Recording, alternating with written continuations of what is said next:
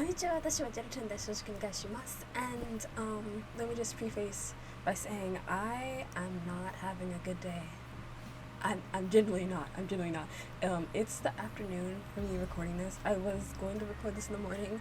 I started recording, I did my intro, and then my computer decided to corrupt the file. My intro's gone. Thankfully, I didn't get into watching the video yet, and I hope that it won't do it again. Because if it does, I'm going to be mighty pissed off. But anyway, I have to explain this again, but first of all, when I woke up this morning, I had no idea that Mahiru's report was going to come out today. I was still scrolling on Twitter, and while I'm scrolling on Twitter, I'm like, and then I see a post, and it has two keywords that my eyes lock onto, and it's Mahiru report. I'm like, hold on, I don't read the rest of it. And then I go on YouTube, I'm scrolling for like 5 minutes, don't see the video. I'm like, oh, so are they just saying, when Mahiru's report comes out? Because I know it was Wednesday, so obviously that would be an ideal day to come out, but I thought it would be next week and not this week. So, so long story short, I see it under my YouTube subscriptions, and I'm like, oh, well, gee. And yeah, me saying I'm not having a good day also comes followed by me not having a good week in general. I'm having a bunch of computer problems. I'm not feeling my absolute best, and I'm pretty sure this video is not gonna make me feel any better. You want to know why? Do you want to know why? Because Mahiru fan sends me a comment on the Shido report video, and they're like, Mahiru video dropped. This is the worst files I've seen so far. And when it comes from Mahiru fan, like Mahiru's like #1 fan ever, do you know how horrible this report must be? Do you know how absolutely not even mid, like absolutely abyssal this report must be? But I digress. Okay, so I'm like, I haven't filmed yet. Should I prepare myself for mid? And they're like, one word, I love you music video was literal. Yes. And so I'm just thinking, yeah, a lot of analysis and theory is gonna get freaking trashed down the drain. I don't even remember half of my analysis and theory, but anyway, whoever did come up with analysis and theories is probably gonna get trashed. But then they're like, I am distraught. So me being the person I am, I leave it right there because... But anyway, I was going to read the other comments on the Shido report video. If I need to reference something, I will be going back to the comment section. I'm sorry, like I may do it like after I watch this, but I'm feeling a little jitters because of apparent rage. Not because of this, but like just my day not being great. So I'm gonna start with this video and hope that I don't throw something, because I don't, what is this? Anyway, okay. It's 4 minutes, by the way. I don't remember how long the other videos were. Yeah, I don't remember how long the other videos were, but I'm pretty sure they were shorter than 4 minutes. I'm pretty sure. But anyway, let's just see. I'm not expecting anything too great, like...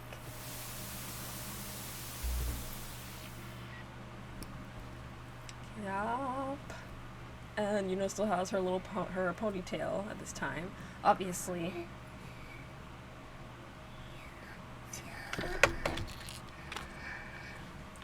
Why are you apologizing, Mahiru?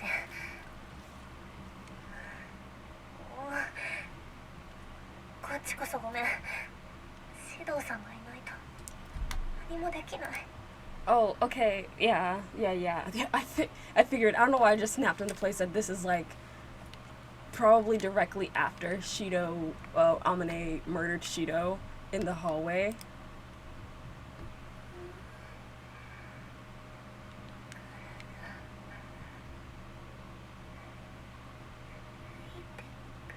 I'm trying to remember what all injuries Mahiru sustained from Kotoko. Like, I think Shido, I think it was mentioned like a head injury. Obviously, her arm was like, I think her arm was like broken or something. And some other stuff. Maybe like broken ribs or something. I'm not sure. But I know that she had a head injury, I believe.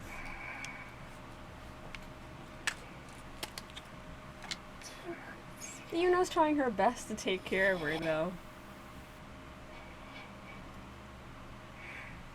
Wow, this room is so freaking empty.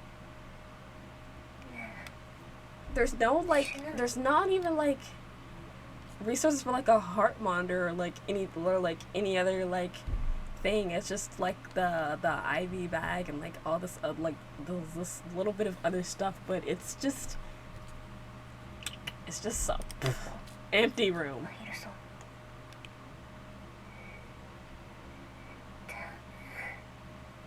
I think so. Well, technically she says probably. If you want to complain, I'm all ears. You guys notice how we don't really see, we can't really see Yuno's face. I think that's done on purpose as well. We can't see her face.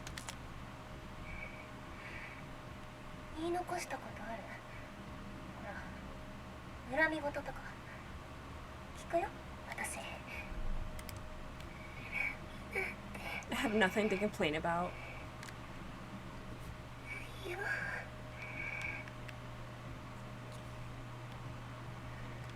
Also, actually, technically, we can't see Mahiru's face anyway, either. But they're gonna zoom up on her at the end anyway, so.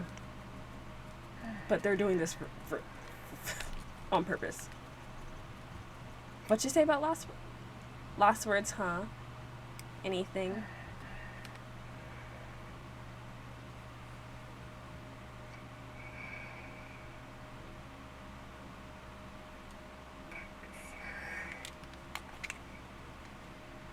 Make sure you fall in love, Yuno. Open your heart to people, as many as you can.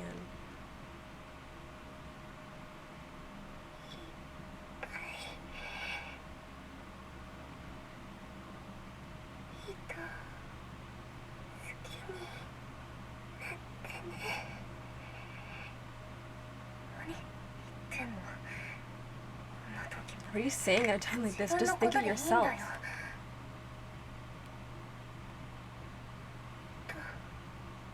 I wish I could have been in love longer. I want to be with him forever.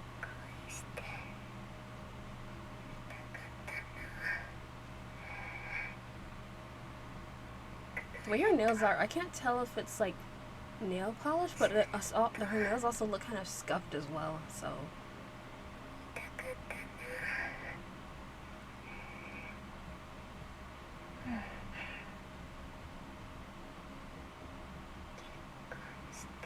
I wish I could have gotten married, travel, and the baby. I wanted a baby.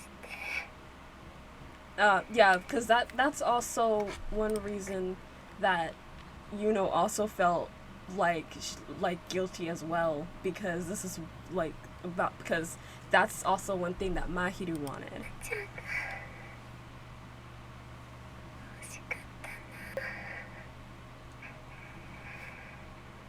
I'm just waiting to see this report. I'm really just waiting to see this report. And oh no, she didn't get a chance to say it.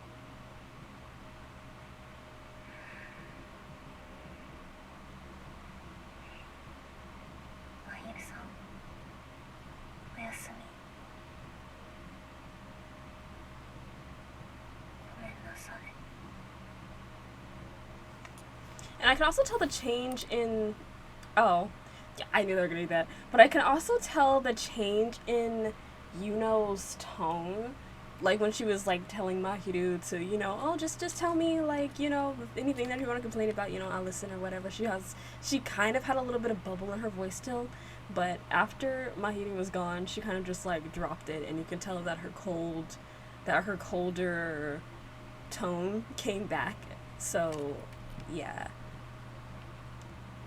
Man, I feel like, okay, comparing her zoom in with Haruka and Shido's, I feel like her zoom in, I feel like hers might be the worst.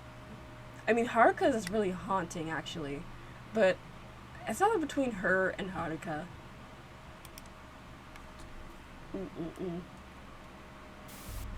Okay, let me see this atrocious doggone awful. Okay, prisoner number 6, Mahiru Shina. Okay, born in 1998 in Ashiya, Hyogo.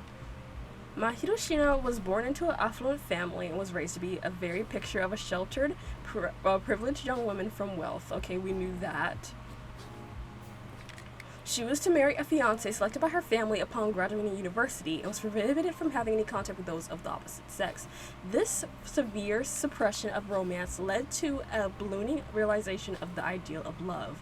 Okay, so from before, we obviously knew, or at least had I'm not sure if it was it confirmed, or did we just have an idea of her being like sheltered and privileged? I think it might have been confirmed in one of the Q&As, I believe. At least I think it was. Okay, she was to marry a fiancé selected by her family. I'm sorry, there's a bug, a gnat, in front of my PC, and it's bothering me. Anyway, okay, so because she wasn't really allowed to have like contact or like know that much about the idea of like love, because maybe they wanted to keep her pure and what other word do people use for this? Like pure and, you know, for her future husband, so she shouldn't be like around other guys or whatever, shouldn't know anything about romance and stuff like that. So one day Mahiru meets a man. He was a university student, 1 year her senior. They met at a social mixer, and the moment their eyes met, Mahiru was convinced that her encounter was destined by the stars. Yeah, so yeah, we knew they were both in university or something like that. We knew that she kind of like fell in love at first sight, so yeah. I mean, with how, yeah, I can see them meeting at a social mixer. Okay, I'm wondering, I'm not gonna read ahead, but I'm wondering at what point does this turn horrific? At what point does this turn bad? At what point reading this did Mahiru fan himself say, "This is trash"? I'm wondering. So I'm taking it slow. I was born to love and be loved by this man. Oh my god, just freaking. No, I need to catch you. What are you doing? I don't know if I got it or not, but I just hope. I hope that bug don't get up in my face. No, it's still here.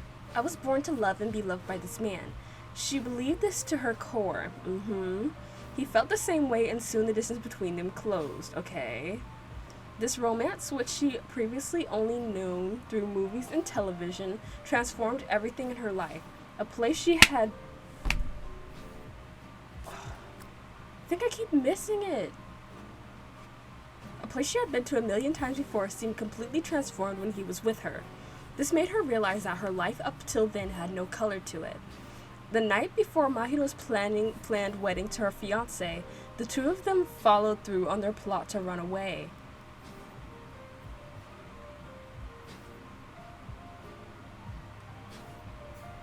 Okay, so hold on. I'm not gonna hold on. So she was still on track to marry the fiancé. I feel like that should we didn't get any type of foreshadowing for that in the videos, but we did see them going through like a forest or the woods or something. Hold on. I'm imagining this gets worse, so hold on. A missing persons report was immediately issued. The two of them moved from place to place in order to evade. I think I got it. A missing persons report was immediately issued. The two of them moved from place to place in order to evade the police closing in on them. The breaking point comes a few months into their desperate escape. With dwindling resources, they are forced to take refuge in the mountains.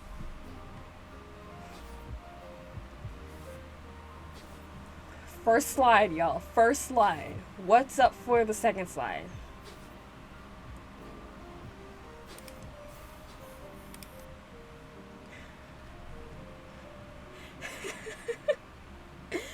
They drank mud water and ate not just the wild plants, but even field mice and insects.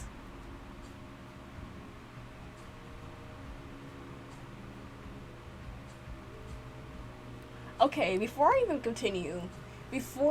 even must continue, because hold on, this don't. We obviously saw. We didn't think this was gonna be literal. At least most people didn't. I know there were some people who did think that she fed him mice and stuff like that. That was literal.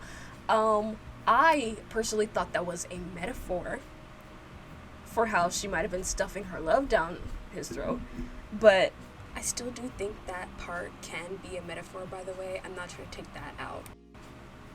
For it to be literal, and for, like, I don't, and I don't see the point of doing all this just to try to be together. I'm gonna tell you right now, I couldn't. I don't think I could love a significant other this much. Boomy, I don't care. I'm not doing this. I'm also, of course, I'm also not going to marry someone that I don't like, but I'm not going to go in the mountains and everything else. Where there is probably another way to do something, you know, not violence, but just alternate ways that you can probably think of besides having to live in the mountains, drink mud water, eat things that could be poisonous, mice and bugs. But I'm continuing. I'm just taking my time with this because I feel like I need to spoon feed myself, whatever this is. Even in this state, okay, I'm trying to be neutral though. I know it didn't sound neutral, but I'm gonna read the rest of this and I'm gonna try to be as neutral as possible.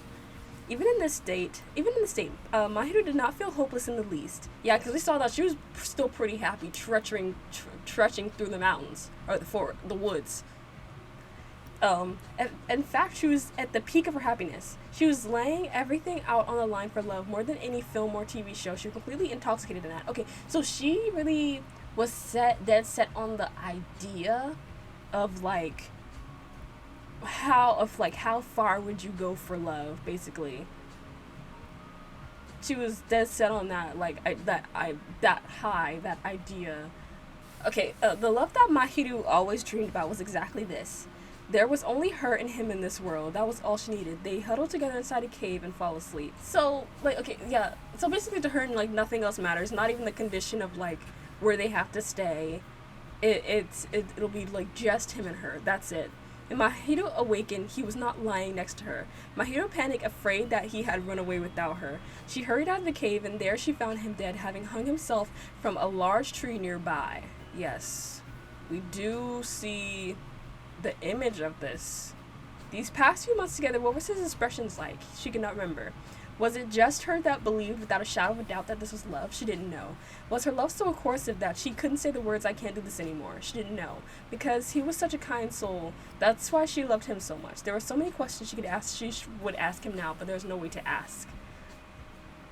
So, initially, from what I was thinking from T1 and T2, I was mostly thinking that her toxicity, quote unquote, her always wanting to suffocate him with love and everything else, I thought that this would be a very different route of him wanting to take his own life, besides them trudging in the woods in the forest because right here it says the two of them followed through on their plot to run away. It doesn't say Mahiru's plot to run away.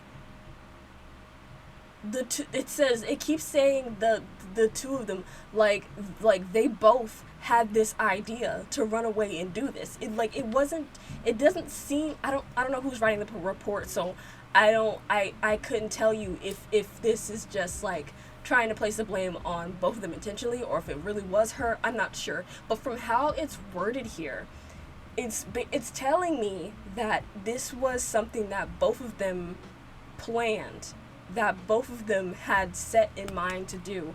And it from this beginning, I was born to love and be loved by this man, she believes to her core, and he felt the same way. Like, I know that might have been just in general, like him reciprocating the feelings for her, maybe not at the intensity that she does, but at the same time, this is kind of just telling me that they're literally both bandits in crime, however that saying goes. So I don't understand why it seems that he never would have brought up the complication with her, saying, hey, or at least coaxing her to try to be like, hey, it's been a while now, why don't we try to, go somewhere else, or like, try to make it back, or maybe they were too weak and tired by then. I don't know. But, or maybe in that moment, everything kind of like dawned on him at once. Maybe that's what it was, and he just decided, he couldn't do this anymore.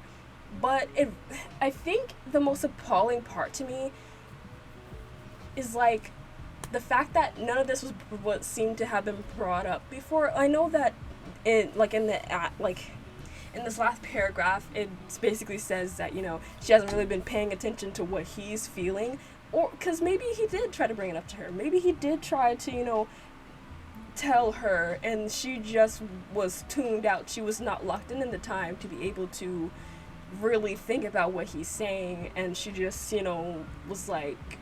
And basically what I'm talking about right now is this part where when it looks like he's on the ground trying to talk to her, and she's basically staring at him like he's some type of specimen, like she doesn't comprehend or understand what he's saying.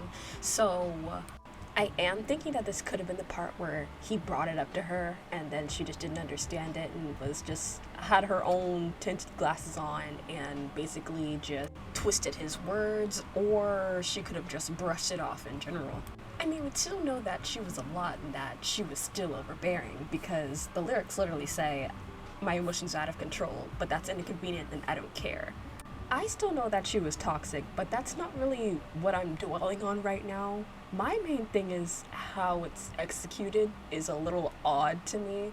Not just a little odd, just kind of odd in general. Like, girl, forget them dang rats. When did you foreshadow having a fiance? Like, when was that storyline established? Actually, forget the fiance. If they were in the forest eating rats and drinking mud water, it would have made more sense for him to die of sickness in the forest and her be blamed for it. But at the same time, it does still say, was her love so coarse that he couldn't say the words, I can't do this anymore. I feel like we're missing so much context here. And I kind of just feel a little like... I also kind of felt the same way with, I'm not sure if I said, I also kind of feel the same way with some of the other reports too, such as Yuno's and Shido's, because I feel like, though, like, Yuno, Shido's, and Mahiru's, I feel like lack a bit of... Back for Yuno, I felt like they were going to go a different direction with Yuno's and being like, in T1 and T2, I thought they were going to go a different direction, because remember how in her voice drama she was saying, it was abortion and I chose it for myself. And then we find out that, she thinks that way, or she's trying to make herself seem bad because she fell down the freaking stairs when she was trying to, off herself. So I know the route that they were going for Yuno is basically like, cherish yourself, self-love. They're trying to execute that, but it's not really in the way that you normally think it would be, and it's just kind of like, but that, I put that aside. I let it pass. Like, I think I explained, how I thought it would be, in other videos or whatever. I believe so, but anyway, and then Shido's, his T1 and T2 were so vague that everything that was in his report, it just kind of came out of nowhere. Not everything, but like certain things, like with the accident and with the drive. Like I understood the context clues from the accident only because of the Q&A when the question was, do you drive? And I knew he had trauma with something that involved an accident or something. That's the only thing that brought me to the conclusion of your family got in an accident, or else I would not have thought that. So in here, I thought it was going to be more along the lines of, you know, showing that too much love can be a bad thing. Like, you care for someone so much, you know, that you try to, you know, go over beyond and be a little bit overbearing. But this isn't executed in the way that I thought it would be. So I think, in hindsight, I think that's just what makes it a little more disappointing when you have a good concept going, but it's just not hitting the way that you thought it would. So I think that's what irks me a little bit about the writing for certain cases. Like, for Haruka, I mostly understood Haruka. Futa, I understood his. You guys know I'm not a Futa fan like that. I don't really mess with Futa like that. I feel like his was fine. I feel like Moo's was mostly fine, except for, like, of course, some parts were a little vague and a little rocky, but whatever. These ones, I don't, and I feel like Kazui's is gonna also suffer. I feel like Kazui's is gonna, honestly, I feel like Amane's is mostly set in stone. I feel like hers isn't going to veer off too much, because I feel like we have more context clues for hers. I feel like Kazui, Mikoto, and Kotoko, I feel like those three after this are definitely gonna suffer a little bit in the writing department. And I don't even really like Kazui like that either. But I'm telling you what I feel, and I'm being honest, because that's what I do these videos for. I'm being honest to what I think. I know I've been talking for a while, but save that as seeing information mode. Okay. I feel... Let me read some comments, because I feel like, you know. Now it makes sense. Mahiru was a simple person. Her music videos were literal. Nothing about them were symbolical. Earth to earth. No falsehoods about her past was told. It was just illusions. What people thought was seeing got her buried 6 feet under. Next, we're gonna learn how it was actually a magical girl. Yeah, that's one thing that these people are bringing up too, is like, and we still don't really know much about him. We knew that he loved her back, sure, but that's all that we knew about him. I don't know if it's like trying to say basically like that's kind of like how her relationship was to him. Like, she basically didn't know his real feelings. We're missing so much context about him. This could have been a great story about a toxic relationship. Exactly. That's what I'm saying. There could have been more substance. I wanted more substance from Mahiru's story. I feel like that was a perfect, you know, I feel like it would have been a perfect way to be like, you know, go into a deep dive about certain...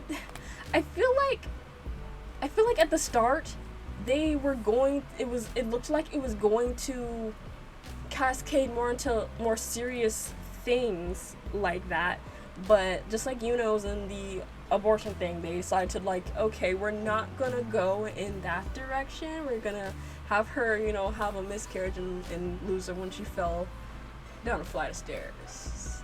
Not to say that miscarriage isn't a serious topic, I just think it could have been executed better story-wise since that was the case. I know it's not supposed to explain everything, but I feel like at the very end, especially if a character is dead, I feel like everything should be explained. This does not feel like everything is explained.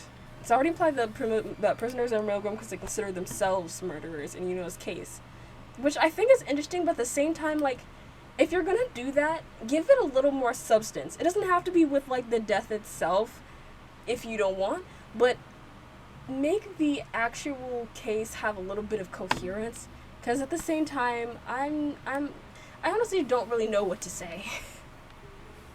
I honestly don't know. Do you guys realize that they just didn't give him a name? They did not give that man a name. But anyway, I guess he kind of felt like since her family was like rich and like well off, I guess they felt like he felt like, you know, even if he does like try to go back to, you know, just living a normal life, maybe he thought that they'd like come after him and like maybe try to put him in jail for kidnapping Mahiru or doing something to her. So maybe that's why he also decided that he didn't really have anything left back if he went back. Anyway, like, you guys let me know what you guys think down in the comments, because I'm just very, very stumped. Because it's not that I'm trying to say that writing is like all the way bad. I might have said that earlier, I'm not sure.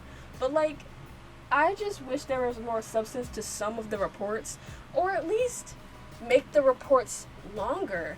You guys could do that. Give us a little more, like, at least for the ones that are dead.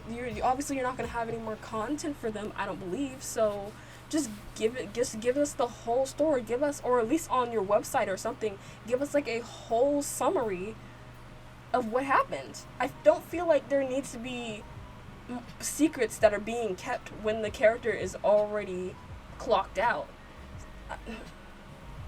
I think that's what's really bothering me. Like, even if they're dead, we still have unsolved, unanswered things.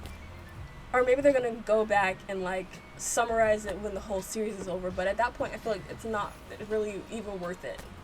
So yeah, that's all I have to say for now. Like I said, I am already having a frustrating day. Just let me know what you guys think down in the comments below. But poor Yuno though, and poor Mappi. I do have to say, I am so sorry, Mahiru fan, for this report. If anybody else has anything more wise to say about the report, or have anything that, you know, we might not be picking up, please put it down in the comments below, and please give me your theories or anything to help me wrap my head around what's going on. Because I know the people that said that this video might be literal. I know that they're cheering right now, but unfortunately